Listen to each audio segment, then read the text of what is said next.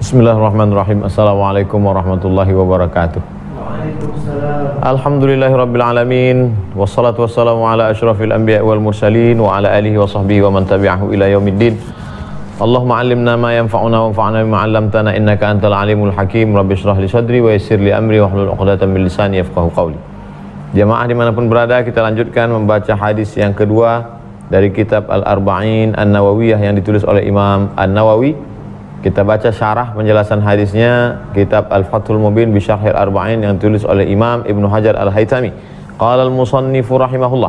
Imam Ibnu Hajar Al-Haythami berkata, "Wa fi hadza wa ma qablahu dalilun ala anna al-isma ghairul musamma." Ini dan penjelasan sebelumnya menunjukkan bahwa nama ini berbeda dengan yang diberi nama. Nama ini berbeda dengan yang diberi nama, berbeda dengan maknanya. Nama mana? Islam, iman, ihsan. Yang selama ini kita tahu Islam adalah berserah diri secara bahasa. Tapi dalam hadis ini Islam, syahadat, salat, zakat, puasa, haji. Selama ini kita tahu iman adalah percaya. Tapi dalam hadis ini makna lain. Apa itu iman? Antum minabillah wa malaikatihi wa kutubihi wa rusulihi wa mil akhir wa biqadri khairihi wa syarrihi. Selama ini kita tahu yang namanya ihsan adalah perbuatan baik. Tapi dalam hadis ini apa itu ihsan? Anta'budallaha ka'annaka tarah. Kau sembah Allah seakan-akan kau melihat dia. Fa illam takun tarahu fa innahu yarak. Kalau kau tidak melihat dia maka dia melihat engkau. Itu maksud annal isma ghairul musamma. Lianna Jibrila, karena sesungguhnya malaikat Jibril alaihissalam ata fi su'alihi bi asami. Karena dia datang membawa beberapa pertanyaan. Hiyal Islam, yaitu Islam, wa taliyahu, dan dua berikutnya Islam, iman, ihsan. Fa ujiba bi musammayatiha. Lalu Rasulullah menjawab dengan makna tersendiri. Islam begini, iman begini, ihsan begini. Walawit tahada, seandainya jawabannya satu, la'allamaha Jibril man 'allamahu bi asma'iha. Pastilah Jibril akan mengajarkan orang yang mengajarinya itu, yaitu Nabi Muhammad, dengan nama-nama tersebut. Wa hadhihi mas'alatun tawilatul zail. Masalah ini kalau dibahas panjang lebar penjelasannya. Wa laysa lil khilafi fiha kabiru faidatin. Dan ikhtilaf seputar ini tidak terlalu banyak manfaatnya. Falidza atrabna an hikayatih. Oleh sebab itu kami tidak membahasnya terlalu panjang lebar. Enggak terlalu panjang lebar kata Imam Ibnu Hajar Al-Haythami, tapi belum selesai. Bayangkan itu kalau dia bahas panjang lebar. Waqtasarna 'alal asahhi minhu bidalilihi. Kami hanya cukup menyebutkan, kami ringkas dengan dalil-dalilnya yang sahih saja. Wasabbihisma rabbik. Wasabbihisma rabbik. Firman Allah Subhanahu wa taala, sabbihisma rabbik. Sucikanlah nama Rabbmu. In ja'alna asma fihi silah fa zahir atau ghairu silah. Seandainya kami bahas tentang makna sabbihisma rabbik ini secara panjang lebar, fama'nahu annahu yajibu tanzihul ismi kama yajibu tanzihu musammahu. Wajib mensucikan namanya sebagaimana mensucikan yang punya nama. Wajib menjaga kemuliaan namanya sebagaimana wajib menjaga yang punya nama. Wa huwa dzatul wajibul wujud. Yang punya nama itu siapa? Yang wajib ada, Allah Subhanahu wa taala. Nama-namanya apa? Allah. Sabbihisma rabbika. Ar-Rahman, Ar-Rahim, Al-Malik, Al-Qudus, As-Salam, Al-Mu'min. Menjaga nama-namanya sama menjaga yang punya nama sama. Li'anna al-asah, karena pendapat yang paling sahih, anna asma Allahi tauqifiyah. Nama-nama Allah itu tauqifi, bukan domain akal. Dia ada dalam Quran, dalam sunnah Nabi Muhammad SAW. Fala yajuzu an yusamma subhanahu wa ta'ala illa bima sahha 'anil syari'i aw annahu min asma'ihi. Tidak boleh menyebut nama Allah kecuali berdasarkan dalil yang sahih dari Allah Subhanahu wa taala yang diajarkan kepada Jibril, dibawa kepada Nabi Muhammad sallallahu alaihi wasallam. Walillahil asmaul husna, Allah punya nama yang baik-baik, fad'uhu biha, panggillah Allah dengan nama itu. Wa makna ayat, ya Yahya khudhil kitaba biquwwah. Wahai Yahya, ambillah kitab ini. Ba'da qawlihi, setelah firman Allah, bi ghulamin ismuhu Yahya, kami beritahukan dia akan datang seorang anak bernama Yahya. Apa maknanya? Ya ayyuhalladzi ismuhu Yahya. Wahai engkau yang bernama Yahya. Namanya Yahya. Yang punya nama yaitu orangnya. Maka ketika dipanggil dia yang punya nama itu. Tsummal mughayaratu bainahuma dzatiyah. Kemudian perbedaan antara keduanya dzatiyah, pada zatnya. Ismu, nama. Apa itu nama? Al-mawdu'u lidzati ta'rifan atau takhsisan. Nama adalah sesuatu yang dilekatkan, dibuat untuk zat. Nama. Zatnya mana? Nih zatnya. Namanya apa? Meja. Zatnya mana? Ini zatnya. Nama adalah sesuatu yang dibuat untuk mengenalkan yang punya nama. Ustaz nyebutnya apa ini? Meja. Kenapa Ustaz sebut dia meja? Ya begitu orang tua saya ngajarkan saya dulu. Seandainya orang tua dulu saya ngajarkan, nah ini namanya muju, pasti saya akan ikut. Bahasa itu kan meniru. Bahasa itu meniru. Ini namanya table. Table. Kalau orang tua kita dulu nyebut ini table, ya kita sebut table. Kalau dia sebut maktab, dia sebut maktab. Wal musamma, apa itu musamma? Al mawdu' lahu, yang diberi nama. Namanya apa? Meja. Yang diberi nama mana? Nah ini. Wat tasmiyah, proses pemberian nama. Melekatkan meja ke sini disebut tasmiyah. Al wad' al musamma bi kasril mim, wal wadi' al wid, wal musammi bi kasril mim, mimnya baris bawah, wal musammi, yang memberi nama. Siapa yang beri nama ini? Bukan kita yang beri nama, nenek moyang kita dulu. Wal wad'u takhsisu lafzin, pemberian nama, memilih satu kata lalu melekatkan kepada yang berhak punya nama. Bihaitsu utliqa dzalikal lafz fuhima dzalikal ma'na. Begitu disebutkan kata tersebut, maka semua orang paham. Meja langsung terbayang. Enggak mungkin ketika disebut meja yang terbayang adalah planet Mars, enggak mungkin. Kecuali dia sedang ngayal. Maka disebut kata meja, langsung terbayang yang punya nama. Ini hubungannya dengan iman, Islam, iman, ihsan tadi. Nah, sekarang Islam, iman, ihsan. Pertanyaan Jibril yang terakhir, yang keempat. Akhbirni anis sa'ah, beritahukan aku tentang sa'ah. Ai artinya an zamani wujudi yaumil qiyamati, beritahukan aku waktu kapan terjadinya hari kiamat. Summiya biha, disebut dia hari kiamat, ma'atuli zamanihi, padahal hari kiamat itu kan panjang, lama. Kenapa disebut hari kiamat? I'tibaran bi awwali azminatihi, yang dilihat adalah awalnya. Awal terjadinya itu artinya kiamat, maka disebut sejak awal sampai ujung itu kiamat.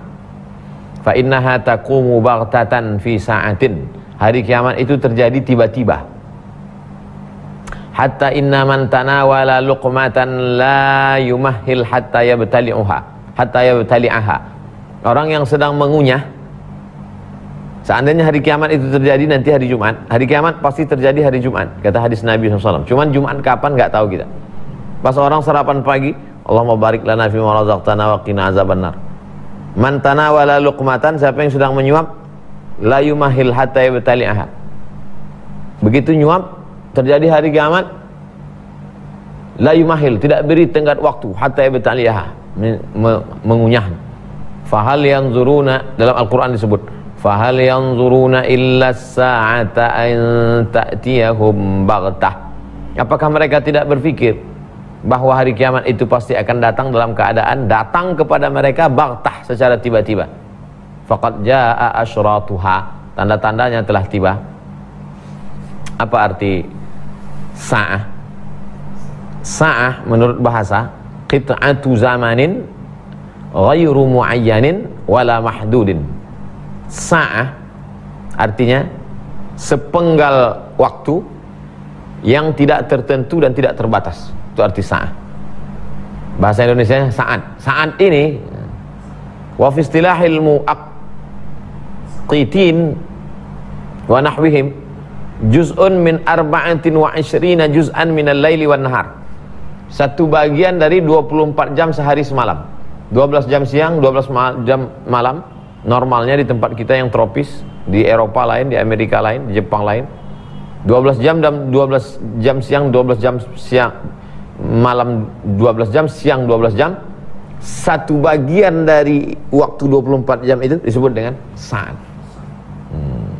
Makanya orang mengatakan ada saatnya nanti tiba.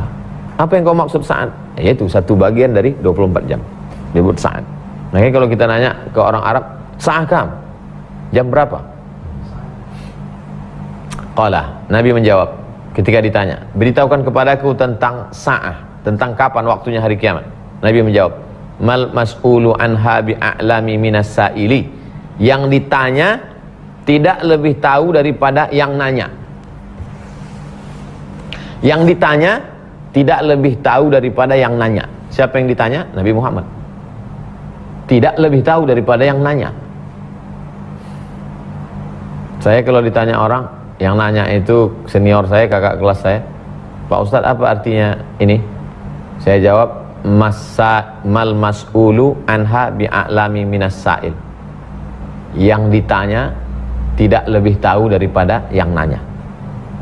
Artinya bal kilana sawa, kita dua sama, aku dan engkau Jibril sama, sawa fi adami ilmi, kita sama-sama enggak tahu, fi adami ilmi zamani wujudiha, kita sama-sama enggak tahu kapan terjadinya hari kiamat. Allah berfirman dalam Al-Quran, innallaha indahu ilmus sa'ah, hanya Allah saja yang tahu kapan hari terjadinya hari kiamat. Ayat lain, inna sa'ata atiyatun akadu ukhfiha, sesungguhnya hari kiamat itu akan tiba, disembunyikan waktunya. Ayat yang lain, yas'alunaka 'anis sa'ati ayyana mursaha, kalau mereka bertanya kepadamu ya Muhammad SAW kapan terjadinya hari kiamat, qul, katakanlah, innama ilmuha inda rabbi, katakanlah ilmunya hanya Allah saja yang tahu. Nabi Muhammad aja jawab begitu. Wa fi sahih, dalam hadis yang sahih, mafatihul ghaibi khamsun, kunci-kunci pengetahuan tentang yang gaib ada 5, la ya'lamuhunna illallah, tidak ada yang tahu kecuali Allah. Kemudian Nabi membaca ayat, innallaha indahu ilmus sa'ah, sesungguhnya Allah saja yang punya pengetahuan tentang kapan terjadinya hari kiamat. Warawa Ahmad, Imam Ahmad bin Hanbal berkata, utitu mafatihu kulli syai'in illa al-khams, aku diberikan kunci-kunci segala sesuatu kecuali 5. Innallaha indahu ilmus sa'ah, satu di antara yang 5 itu adalah Allah saja yang tahu kapan terjadinya hari kiamat. Fafihi annahu yanbaghi lil mufti wal alimi wa ghairihima idza su'ila amma la ya'lam ayyaqula la a'lam. Apa makna dari ucapan Nabi Muhammad SAW jawaban ketika ditanya kapan hari kiamat? Yang ditanya tidak lebih tahu daripada yang bertanya. Apa pelajaran yang bisa diambil dari situ? Selayaknya bagi seorang mufti yang memberikan fatwa, wal alimi, orang yang berilmu, ulama, wa ghairihima, atau siapapun juga, idza su'ila, kalau dia ditanya tentang sesuatu dan dia tidak tahu, maka dia menjawab la a'lam, saya tidak tahu. Contohlah Nabi Muhammad SAW, jangan malu berkata la a'lam. Banyak orang ketika ditanya malu berkata tidak tahu. Saya kalau tidak tahu, saya katakan akan kita jawab malam esok, akan kita jawab pekan depan. Wa anna dzalika la yanqusuhu, dengan mengatakan saya tidak tahu itu tidak mengurangi kehormatan kemuliaan kita. Wahai para sahabat-sahabat, ustaz-ustaz, kawan-kawan, jangan malu untuk menjawab saya tidak tahu.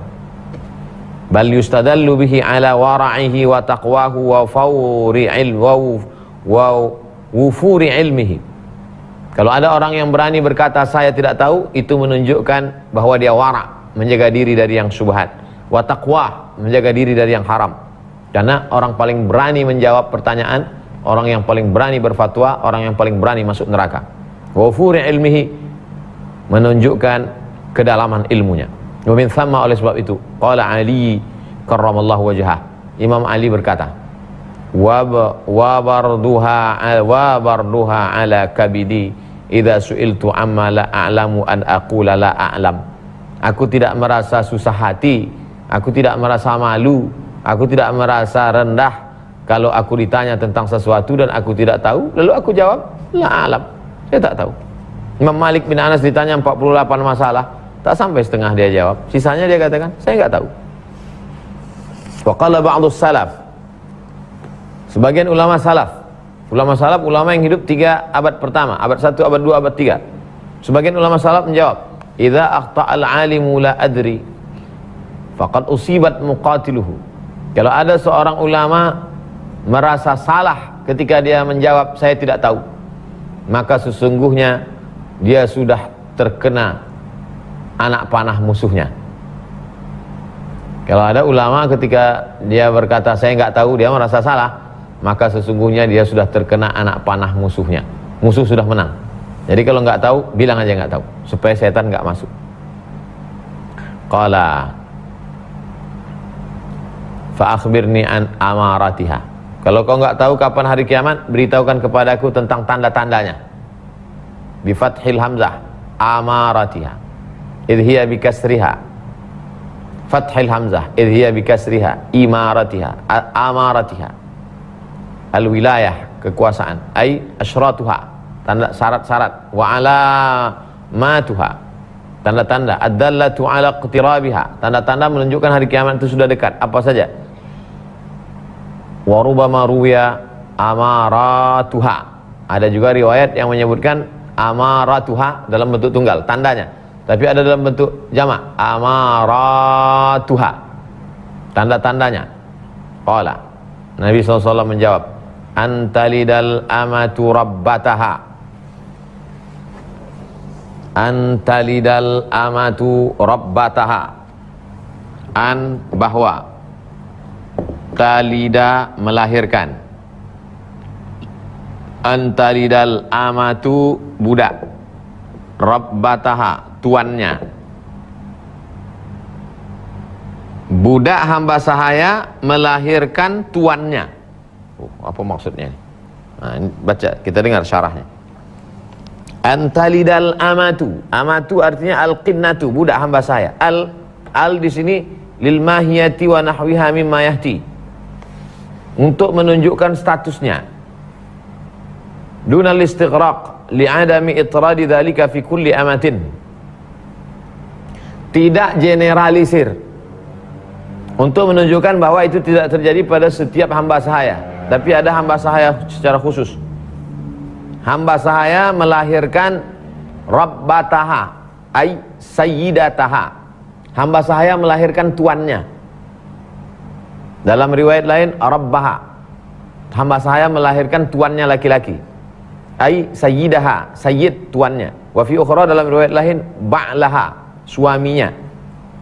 Bimakna rabbaha, artinya tuannya. Wa minhu, contohnya dalam penggunaan dalam ayat ba', atad'una ba'lan, apakah kamu memanggil, menghimbau ba'lan, ay rabban, tuan.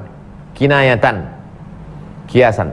Imma an kasratis sararil lazimati listi'ila'ina ala biladil kufri hatta talidas sariyatu bintan au ibnan li sayyidiha.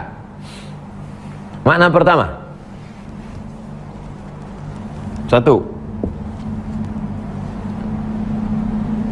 budak melahirkan tuannya. Apa maksudnya? Ini adalah kiasan, karena banyaknya perempuan-perempuan yang menjadi budak hamba sahaya di negeri-negeri kafir. Hatta talidas sariyatu bintan, lalu kemudian budak-budak itu melahirkan anak perempuan, au ibnan, atau anak laki-laki, li sayyidiha. Terjadi peperangan, lalu kemudian tentara kaum muslimin menguasai negeri-negeri, lalu perempuan menjadi budak hamba sahaya. Lalu lahir seorang anak laki-laki ataupun anak perempuan. Maka kemudian anak itu menjadi orang merdeka, ibunya budak. Nah, itu maknanya. Ini kata kiasan. Seorang budak melahirkan tuannya. Fayakunu waladuha sayyidaha, maka anaknya menjadi tuan ke abihi, seperti bapaknya. Fal alamatu istila'una ala biladihim, menunjukkan signal negeri kita akan menguasai negeri mereka. Wa kasratil futuh, akan terjadi pembebasan-pembebasan, wat tasarri, dan akan terjadi penghambasahayaan. Pasukan kaum muslimin menguasai suatu negeri, menang. Lalu kemudian negeri yang dikuasai itu perempuannya menjadi hamba sahaya. Maka anak-anak yang lahir dari sahaya itu menjadi tuan. Itulah makna seorang budak melahirkan tuannya. Ini makna pertama. Au an kasrati bai'il mustaulidat li fasadiz zaman. Makna kedua, boleh jadi maksudnya banyaknya anak-anak, saking rusaknya zaman, mau dekat hari kiamat itu zamannya sudah rusak hancur. Akhirnya banyak anak-anak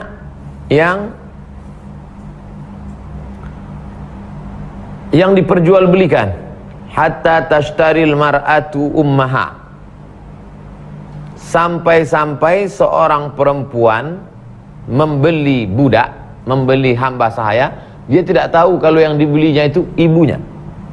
Watastariqaha, dijadikannya sebagai budaknya. Jahilatan, dia tidak tahu annaha ummaha, bahwa itu ibunya. Saking rusaknya sudah zaman ini, terjadi peperangan. Lalu kemudian ada pasar budak.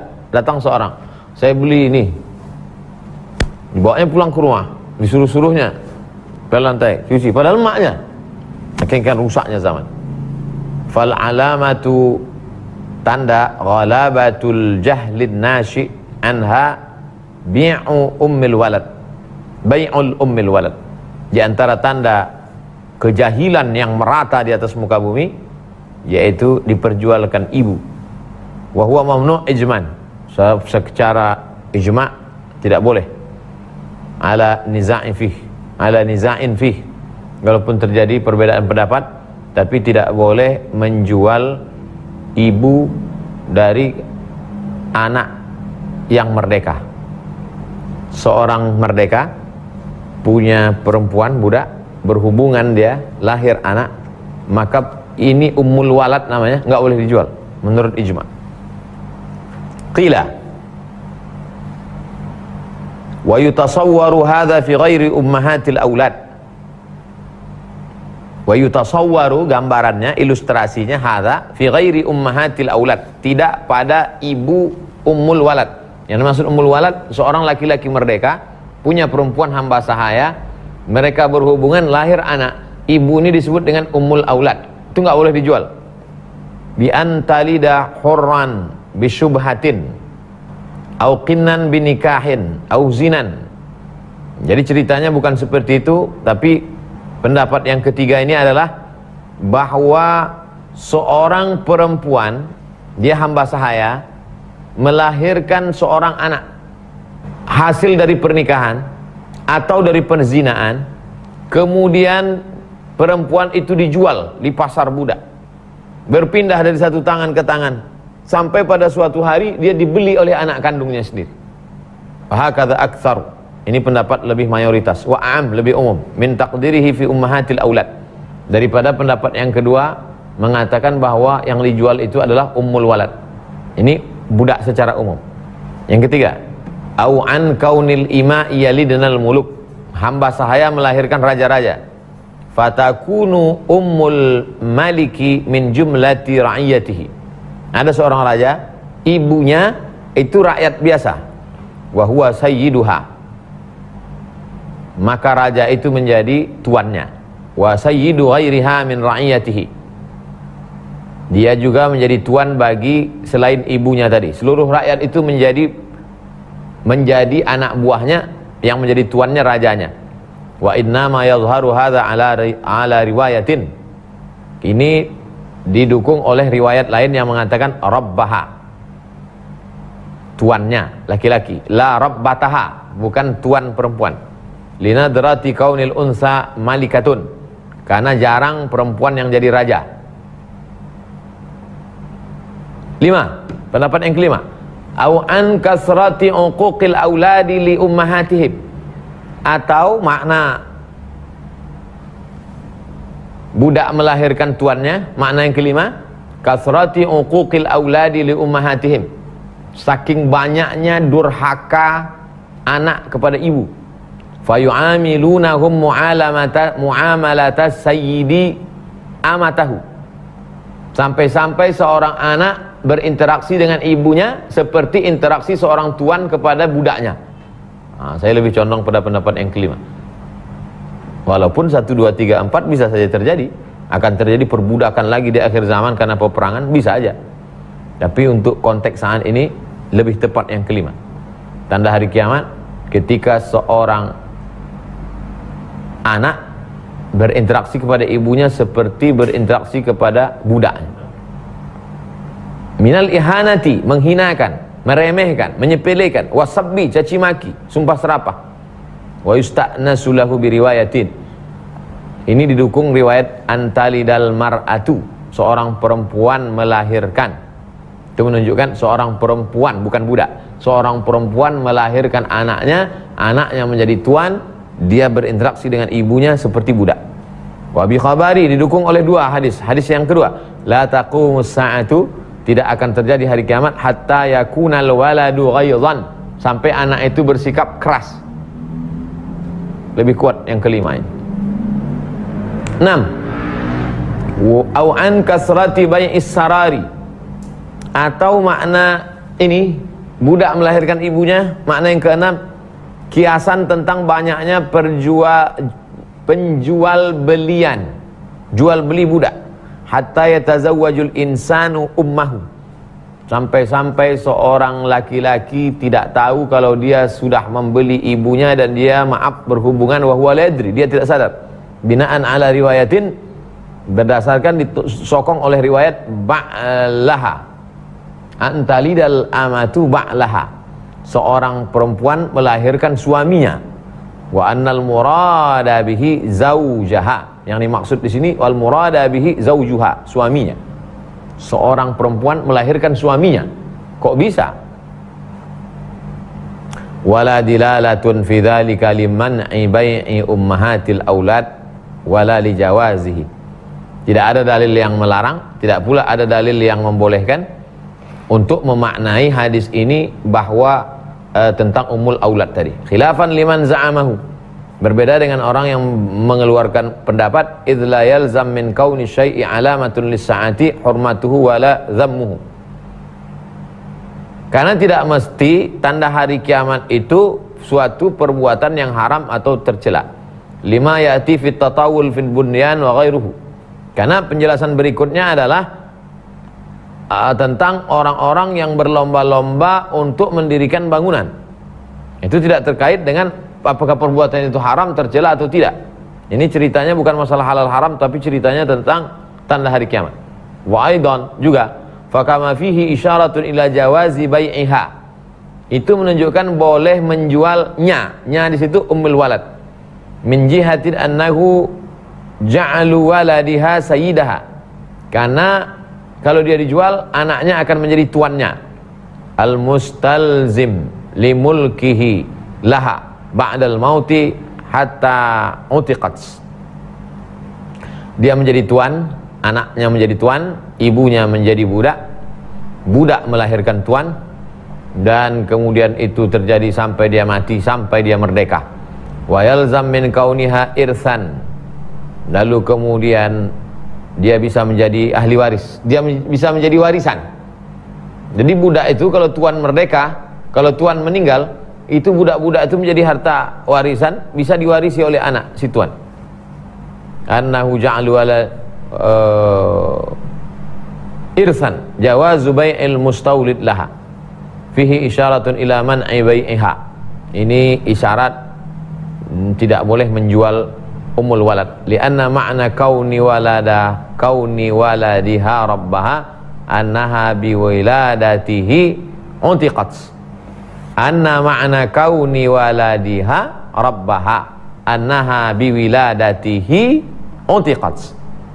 Kalau dia melahirkan anak, maka otomatis dia merdeka. Seorang laki-laki merdeka berhubungan dengan budak hamba sahayanya, lahir anak, dengan lahirnya anak itu, perempuan itu menjadi perempuan merdeka. Itu salah satu cara Islam untuk meminimalisir hamba sahaya. Laki-laki menempeleng wajah hamba sahayanya, merdeka. Berhubungan dengan hamba sahaya, lahir anak, merdeka. Kemudian pula kalau dia melanggar sumpah, memerdekakan budak untuk menebus sumpahnya. Nah, jadi seorang budak mau menebus dirinya bisa dikasih zakat 1/8. Itulah makanya perbudakan habis. Dulu perbudakan di Afrika, bahkan budak orang Afrika itu dibawa oleh pedagang Spanyol ke Amerika Latin, dibawa ke Amerika sebagai budak. Itu makanya pandangan orang Amerika, termasuk kasus pembunuhan Floyd itu, adalah karena meremehkan orang berkulit hitam karena dianggap sebagai budak. 14 abad yang lalu Islam sudah habiskan itu semua. Maka yang paling berhasil menuntaskan perbudakan di dunia ini adalah Islam. Kenapa dibahas? Islam itu agama universal, di mana saja bisa terjadi, maka juklaknya sudah ada dalam Islam. Jadi kalau Islam berbicara tentang perbudakan, bukan berarti Islam melanggengkan perbudakan. Ini mesti dipahami. Justru itulah universalitas Islam. Disitulah kontekstualitas Islam.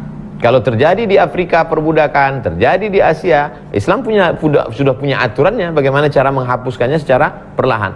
Karena ini terkait dengan masalah kepemilikan. Orang kalau sudah terkait kepemilikan, dia nggak bisa. Sama juga seperti pengharaman khamar, berangsur-angsur.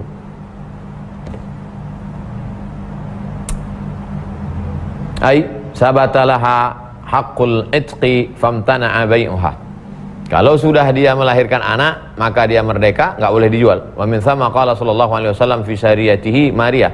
Oleh sebab itu Nabi berkata tentang Maria. Maria itu hadiah dari raja Mesir, namanya Muqawqis. Dikirimlah seorang perempuan namanya Maria. Kemudian Maria melahirkan seorang anak perempuan namanya Ibrahim. Lalu apa kata Nabi? A'taqaha waladuha. Maria bebas karena anaknya, karena Ibrahim. Begitu lahir anak, maka Maria tidak lagi menjadi budak, jadi perempuan merdeka. Hadis riwayat Hakim, hadis riwayat Al-Baihaqi dari Abdullah bin Abbas. A'taqaha waladuha. Maria itu dimerdekakan oleh anaknya, namanya Ibrahim, umur 18 tahun, umur 18 bulan. Makamnya di pemakaman Baqi di Madinah. Falamma ta'aradha hadhanil ihtimalani tasaqata. Ketika terjadi dua kemungkinan ihtimal, tasaqata, maka dalil tidak bisa dipakai. Wa sara taqdimu ahadihima tahakkuman, maka salah satu dalil lah yang diangkat. Kalau ada dua dalil, lalu terjadi kontradiktif dan dalilnya dua-duanya tidak kuat, ihtimal, maybe, maka dua-duanya gugur. Salah satu taqdimu salah satu diangkat. Selanjutnya selesai masalah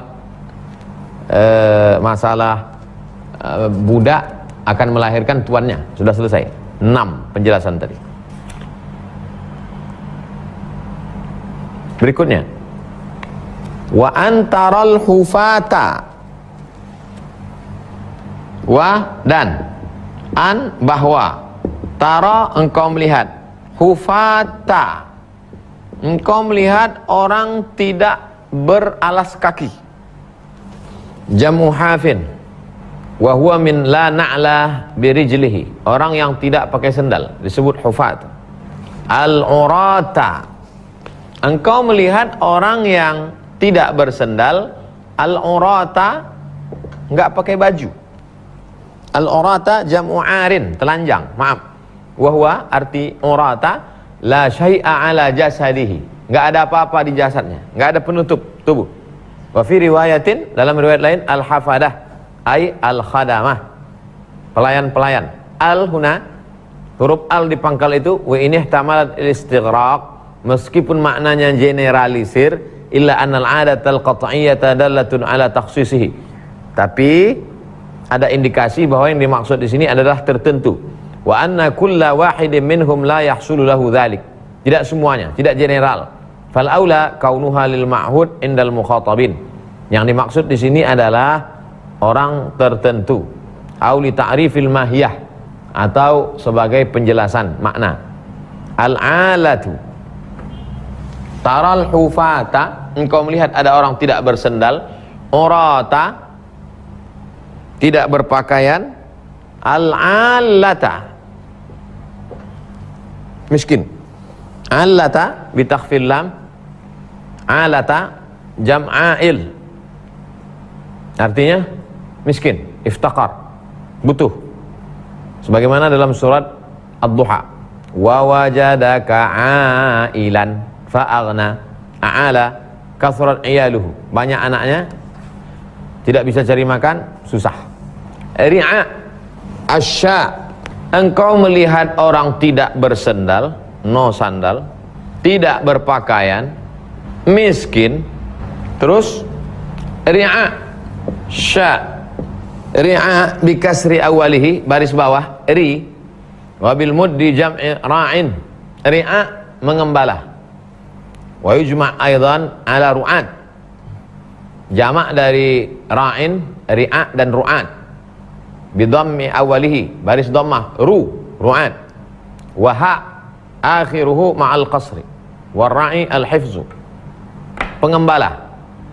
Arti mengembala, menjaga. Saya mengembala kambing, menjaga kambing. Kalau ada pengembala jual kambing, bukan pengembala. Asya, jamak dari syatun, jam'u syatin, kambing. Orang nggak pakai sendal, nggak pakai baju, miskin, mengembala kambing. Wa huwa minal jumu' allati yufarriqu bainaha wa baina wahidiha bil ha'. Pemisah, yang memisahkannya itu huruf ha. Satu sya, satu syah. Wa fi riwayat Muslim, dalam riwayat Muslim, ru'aul buhmi, jam'u bahmah, bi fathi awalihi, baris awalnya ba, bahmah.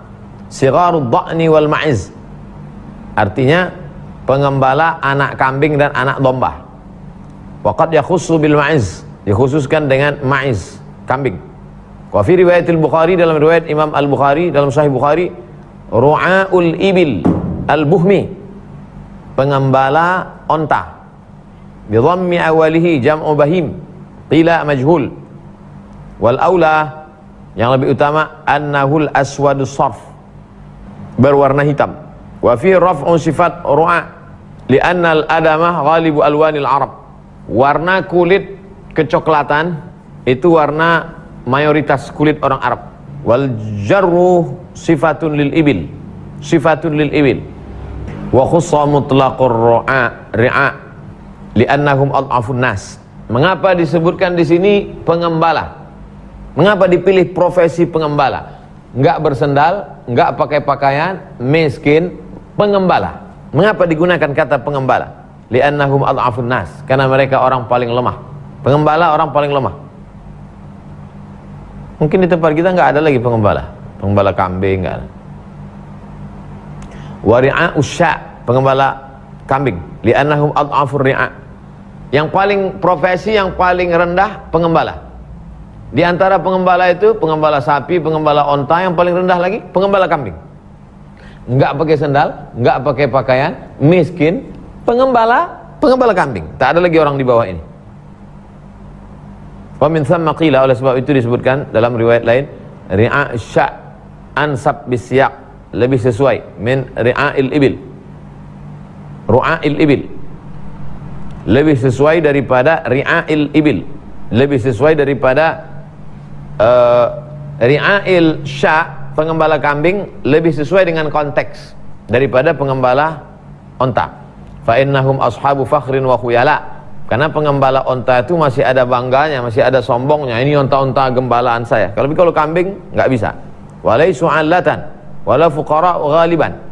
Pengembala onta biasanya tidak miskin, tidak fakir. Wa yujabu bi anna fakhrahum innama huwa bin nisbati li ru'a'i sya'. Tapi ini pun dijawab, pengembala onta bisa nyombong hanya kepada pengembala kambing aja, ke yang lain nggak bisa juga. La li ghairi ra'a. Tapi untuk pengembala yang lain nggak bisa. Fal qasdu hasilun bi dzikri mutlaqir ri'a. Maka tujuan tercapai bahwa yang dimaksud di sini adalah pengembala secara umum. Walikinnahu bi ri'a'i sya'i ablagh.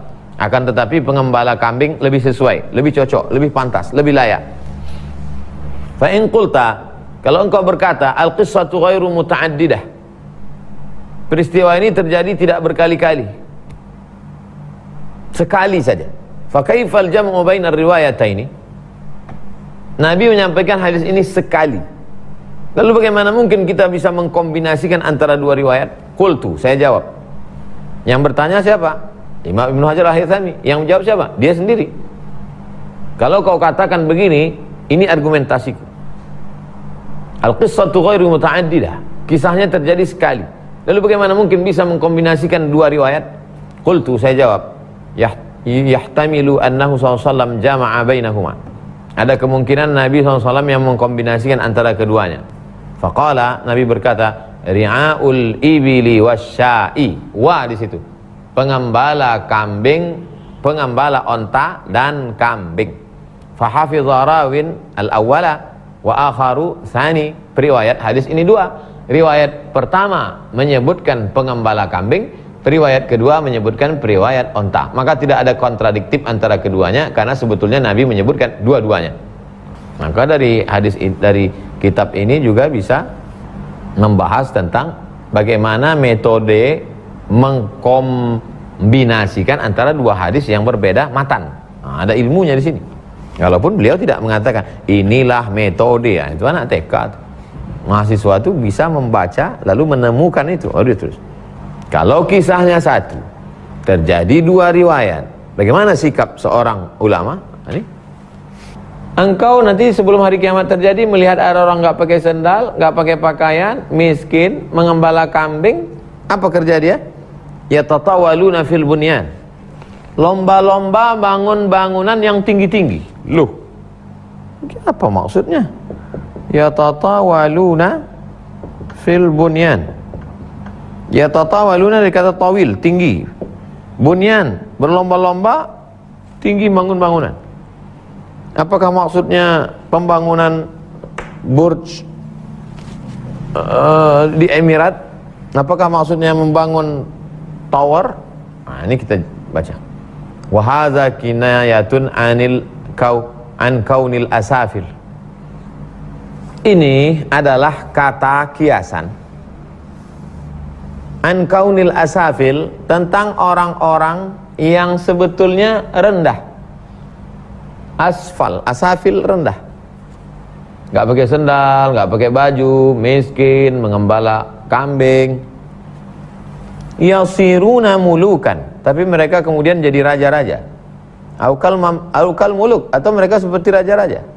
Ai, maknanya, iza ra'aita ahlal badiyati, kalau kau lihat orang kampung, orang badui, al-ghalibi alaihim al-faqr, sebagian besar mereka itu fakir, wa asbahahum, atau seperti itu, min ahlil hajati, mereka sebetulnya orang yang butuh, wal faqati, fakir, susah, miskin. Qad malaku ahlal hadirati, kalau mereka bisa menguasai orang yang berperadaban, bil qahri wal ghalabah, dengan cara kekuasaan, menguasai orang, fakasurat amwaluhum, harta mereka menjadi banyak, wattasa'a fil hitami amaluhum, lalu kemudian pula kekuasaan mereka menyebar, fatafarraqa himamuhum ila tashyidil mabani, maka lalu kemudian mereka berlomba-lomba untuk membuat bangunan-bangunan yang kokoh, yang hebat. Wahadmi arkanid din, mereka menghancurkan agama. Bi'adamil amal, dengan tidak beramal. Bi'ayil masani, tidak mengamalkan firman Allah Subhanahu wa ta'ala.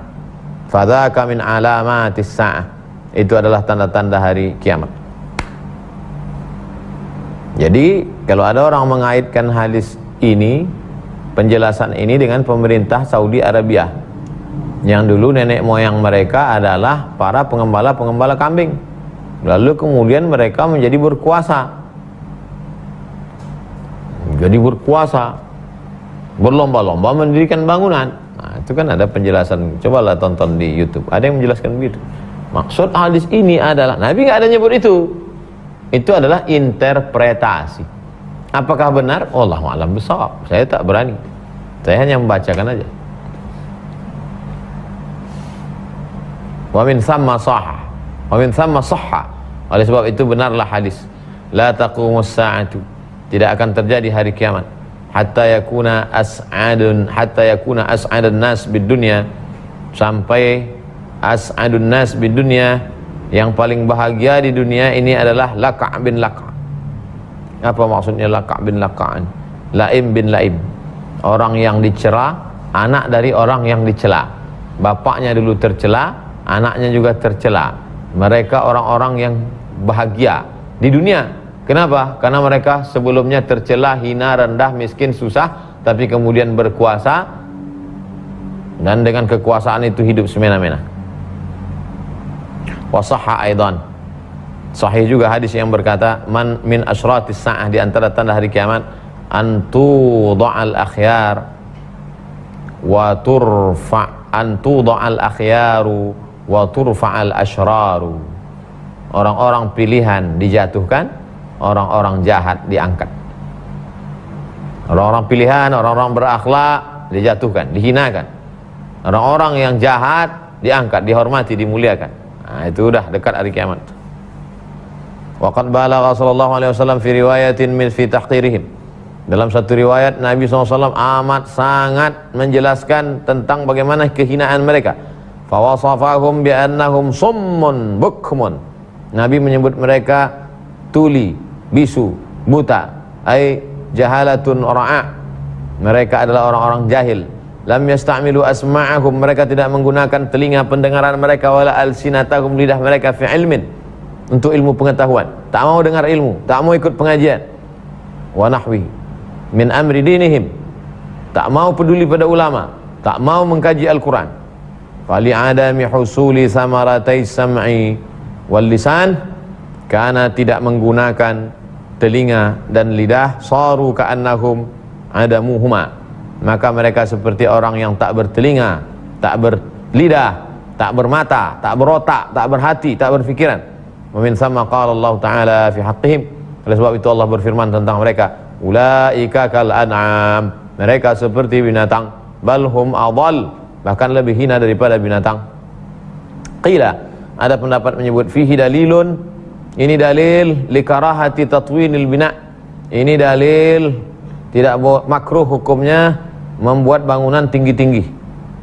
Dalil likarahati tatwilil bina, dalil buku ini 500 tahun yang lalu.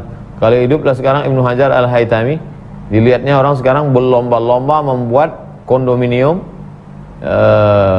rumah susun, makin tinggi makin hebat. Bahkan ada yang tingginya 1 kilometer tower. Wa fi itlaqihi nazar, tapi pendapat itu, makanya kalau membaca kitab itu jangan selesai. Wa fi itlaqihi nazar, mengatakan itu secara universal itu perlu nazar, perlu diteliti lagi. Bal wajh, tapi yang perlu diperhatikan adalah taqyidul karahah, ada ikatannya. Makruh in sullimat lima ya'ti la lihada, faqad marra an ja'la syai'i min amarati sa'ah la yaqtadi dhammahu. Kalau sesuatu itu menjadi tanda-tanda hari kiamat, itu bukan berarti tercela. Bima la tad'ul hajah ilaih. Kalau mendirikan bangunan tidak perlu hanya untuk angku-angku, sombong-sombong, nah itu yang tercela. Tapi kalau mendirikan bangunan 100 lantai tinggi ke atas, positif. Karena di perkotaan nggak mungkin membangun ke samping, akhirnya tinggi ke atas. Nah, boleh. Ustaz Somad katanya nggak boleh buat bangunan tinggi ke atas kalau nggak ada tujuannya. Ada juga orang buat bangunan tinggi ke atas hanya untuk mengatakan, sayalah yang pertama kali membuat bangunan paling tertinggi di dunia. Tujuannya nggak ada. Tapi kalau dia bangun pondok pesantren tertinggi di dunia gratis, nah, bagus kalau ada tujuannya.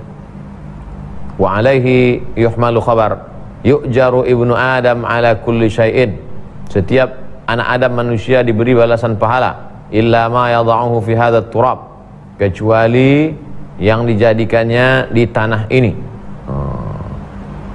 Jadi kalau ada tujuannya baik, nggak ada tujuannya mubazir, haram. Wa khabaru Abi Dawud, riwayat Imam Abu Dawud, annahu sallallahu alaihi wasallam kharaja, Nabi SAW suatu hari keluar dari rumah, fara'a qubbatan musyrifah, Nabi melihat ada kubah yang tinggi. Faqala ma hadhihi, ada apa ini? Qalu hadha li rajulin minal ansar, ini punya orang Ansar. Faja'a fa sallama 'ala Nabi, dia datang dan mengucapkan salam kepada Nabi, assalamualaikum ya Rasulullah. Fa'arada anhu, Nabi menolak. Fa'ala dzalika miraran, berkali-kali. Fahada mahar rajul, lalu orang itu menghancurkannya karena tak ada tujuannya. Kalau ada tujuannya untuk tempat berlindung, untuk tempat fakir miskin, boleh. Wa khabar at-Tabrani, dalam riwayat Imam Tabrani, kullu bina'in, setiap bangunan, wa asyara biyadihi hakadha ala ra'sihi, setiap bangunan begini, diletakkan di atas kepalanya. Setiap bangunan, maksudnya yang tinggi-tinggi. Aksar min hadha fahuwa wibalun, siapa yang membangun bangunan tinggi seperti ini, aksar min hadha fahuwa wibalun, kalau tinggi lebih seperti ini, maka itu adalah perbuatan yang tercela.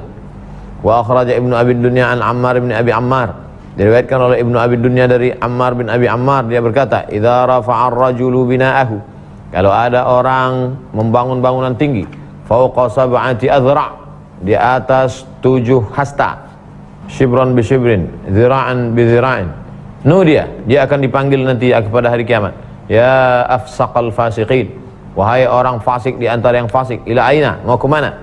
Wa mithluhu la yuqalu min qibalir ra'i. Semua riwayat ini tidak mungkin berdasarkan akal pikiran, pastilah itu wahyu dari Allah kepada Nabi Muhammad sallallahu alaihi wasallam. Demikianlah kaji kita pada hari ini. Akan kita sambung masih terkait tentang tanda-tanda hari kiamat. Mudah-mudahan bermanfaat. Terima kasih segala perhatian. Mohon maaf segala kesilapan dan kekhilafan. Subhanakallahumma bihamdika asyhadu an la ilaha illa anta astaghfiruka wa atubu ilaik. Assalamualaikum warahmatullahi wabarakatuh. Waalaikumsalam.